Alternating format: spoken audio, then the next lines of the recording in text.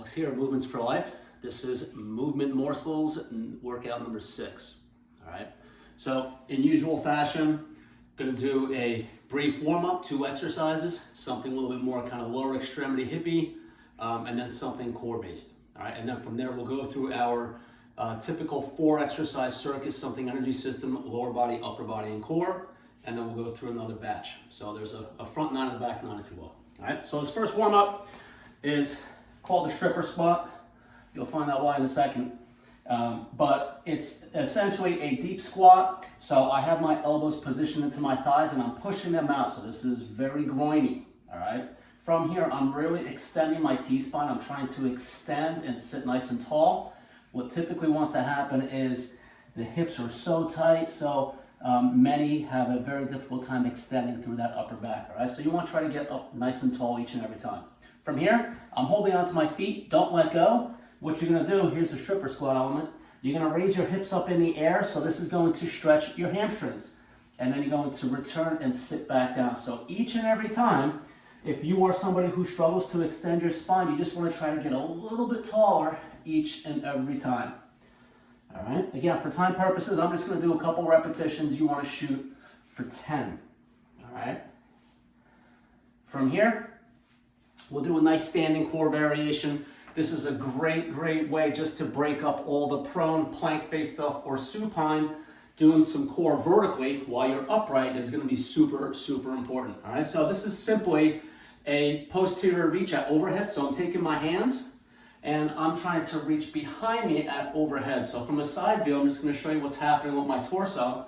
As I'm reaching up and back, I'm shoving my hip and belly button forward. I'm tucking my tailbone, so I'm getting into a posterior tilt. Now, as I reach behind, all the stretching structures are in the front of the body. So my anterior core, my anterior hip is going to be mostly involved here. Many are probably going to look at this if you've never done something like this and go, ow, that looks like it's going to hurt my lower back. Well, quite the opposite. As long as I tuck tailbone here, and I get into that posterior tilt, I'm not going into lumbar extension. There's a big difference if I go into lumbar extension versus if I can tuck my tailbone and then put all the stretch on the abdominal wall. So my anterior core is eccentrically holding on to spinal extension. And that's really the premise behind this exercise. All right. If you like, you can utilize your diaphragm and inhale on the overhead reach, and that'll puff out the rib cage and give even more abdominal activity on the anterior structures. All right, shoot for 10 on each arm. All right, super quick warm up. From there, let's get into our energy system. So first one is one of my favorite jumping jacks, and we are using it for energy system. However, this doubles as a core exercise. I'll explain in a minute. So this is gonna be an in-sync jumping jack with my feet and my upper body, my arms. So my feet are gonna be moving together in a sagittal plane, forwards and backwards. As I jump backwards, I'm going to reach up and back overhead with both arms at the same time. All right, so it looks something like this. Again, we're using this for energy system. As I'm jumping backwards and reaching up, it looks a lot like that warm-up we just did in that previous exercise where the abdominals have to decelerate the momentum of my lower body and what my upper body's doing. All right, so this is a nice little twofer for a more rewarding experience. You can hold on to a light medicine ball, 8 to 10 pounds will go a long way. Shoot for 20 repetitions on those.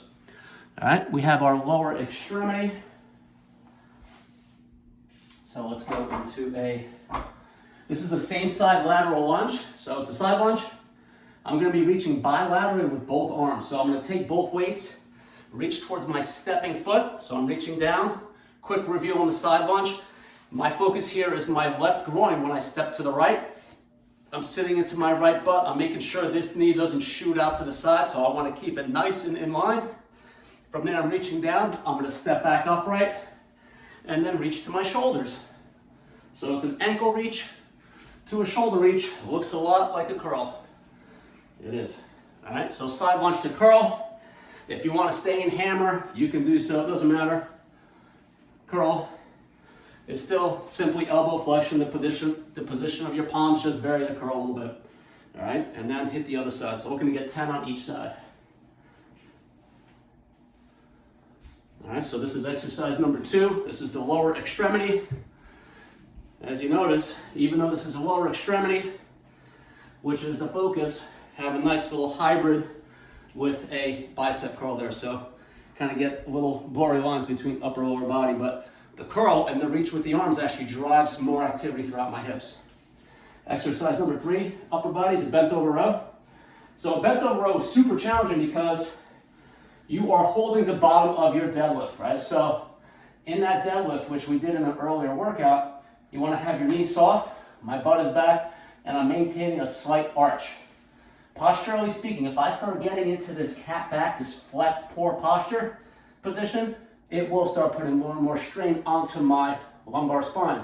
So I want to stay in that slight arch position. And now from here, I'm going to go into a bilateral row. All right, this is a very tough upper body based exercise because of everything I just mentioned. It is unsupported, right? So there are many bent over row variations. We will get into a bunch of them. But right now, my hamstrings and my glutes are holding on for dear life because I'm in this hip flexed position. All right? Otherwise, from there, I like to have a natural twist with my arms. You don't have to. It's just comfortable for me, but super scappy on this one. So shoulder blades are spreading apart, and then from there, just driving them together. All right, last exercise in the front 9 is a side plank with a T rotation. We've been in a side plank before. It is a very challenging move because it's 3 points of contact. I have both my feet down and now just my right arm. I'm gonna take my left arm, I'm gonna thread the needle underneath my right armpit, and I'm gonna go through a nice big T rotation to enhance the pec stretch. I'm gonna have my thumb point back, so I'm creating external rotation at this shoulder. Right? As I go through this reach with my arm, I'm allowing that motion to go from my arm through my upper back down to my hips. So my hips are actively twisting. Right? This is a very challenging move. We've been in the side plank before. The key here is I'm pushing down with my left arm, and I'm also pushing or pulling my shoulder away from my ear. Right? So I'm not in this kind of squishy shoulder position. All right? Hammer out 10 each, and then let's switch sides. All right, so here's my side plank. My feet are scissored here, so my top leg is over the front. There are varying foot positions you can do. I could have my bottom leg go in front, and that'll get a little bit more activation into the groin. Or I can double stack my feet, and that'll challenge the stability of that exercise, making it a little bit more like 2 points of contact. All right, so there's the front 9. Let's get into our next 4, our last 4. All right, so going back to energy system, wanted to do some lateral jumps. This is gonna be a quicker contact, ground contact. So we're not gonna be as deep into a squat, so we're not gonna get so much into the legs. It's gonna be more foot and ankle. So I'm gonna put my arms out to the side just for stability and balance. Imaginary line to my right, and I'm just gonna jump side to side, okay? Very foot and ankle.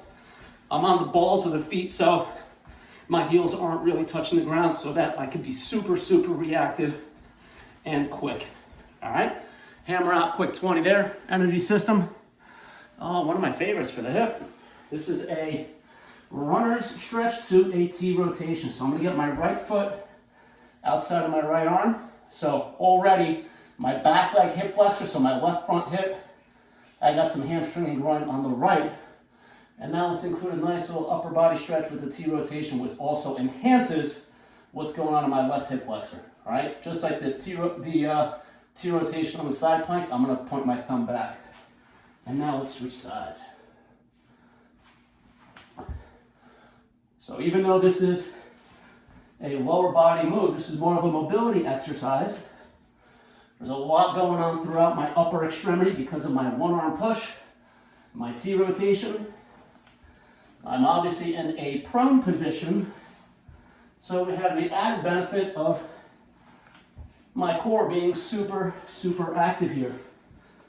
All right, so a lot of these integrated moves will start to kind of toggle and hit a couple of different types of parts of your body.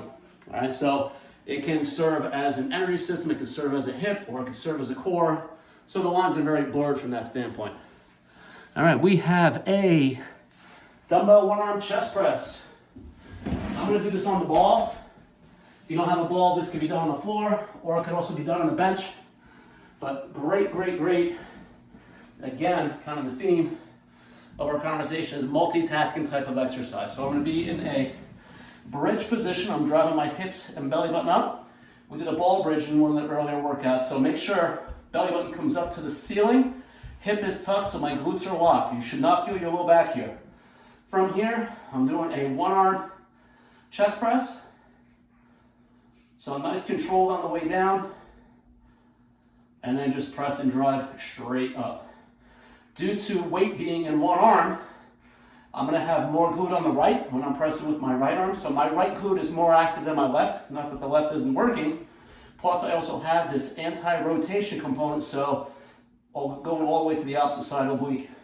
Some people find it a little bit more comfortable to actually press with both arms to help kind of keep them in better alignment, even though there's no weight in the left side, but it just kind of keeps you honest. You can do what works for you, all right? 10 each side. So here's the double press versus if you want to just lock that opposite arm and just move the weight, whatever works for you. All right, so there's your press. Let's finish off with core, which takes us to band circles. So I'm going to set up my band station here. If you don't have access to bands, which I'm sure many do not, especially these bands, these are definitely heavy duty bands. These aren't as much of a rehab type of band. These are definitely high octane. If anybody's interested in getting these, just shoot a comment in the comment section and I can refer you to where to get these from. But Perform Better is where I get all my stuff. Okay, so from here we're gonna do some band circles. So I have the band coming from the side. Again, if you don't have bands, you can set this up in the gym on a cable system. It works just fine, all right? Just position the pulley anywhere from, like, let's say chest to shoulder height, give or take. Doesn't have to be exact. But from there, the tension's coming from the side of my body. Now from here, I'm just gonna go through a nice circular chop. So this is a chop variation. I'm just moving my hands in a circular pattern. For this one, the tension's coming from the left side of my body. I'm circling clockwise. Wouldn't be wrong if you went counterclockwise. You're just going low before you go high. Both work, both are core based. If you want to be systematic and thorough, you could do both. All right, hammer out 10 on each side. Notice my footprint. I'm on the wide side. I'm in a nice athletic stance, so my knees are soft. My butt is back, and now from here, I'm going through that nice chopping motion. I am keeping my lower body a little more on the restricted side. I'm not letting my hips and knees twist. There are different chopping exercises that we can get into, or will get into later, where the hips are going to move with your thoracic spine. All right? But there you have it. Workout number 6. Give these a whirl. Remember, quick review, if you're new and just joining, this is meant to be a quick hitter, anywhere from 1 to 2 sets, depending on your time commit and or your abilities, or you can scale this up higher and do anywhere from 3 to 4 sets to make this a little bit more substantial, make it a little more of a meal, if you will, rather than just a morsel. All right, enjoy. See you next week.